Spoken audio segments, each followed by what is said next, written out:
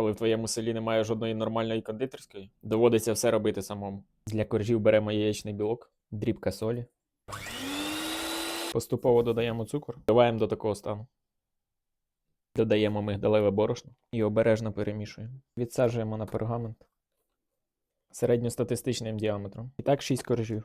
170 градусів 10-15 хвилин. Ще гарячими потрібно зняти з пергаменту. Для крему яєчні жовтки, ваніль, кукурудзяний крохмаль і дрібку солі збиваємо. Молоко з цукром доводимо до кипіння і поєднуємо.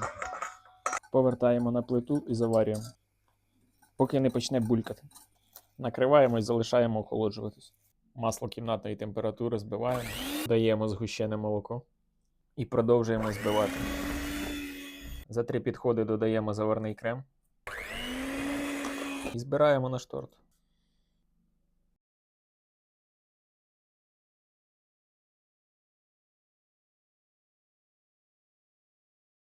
Стабілізуємо в холодильнику 2-3 години.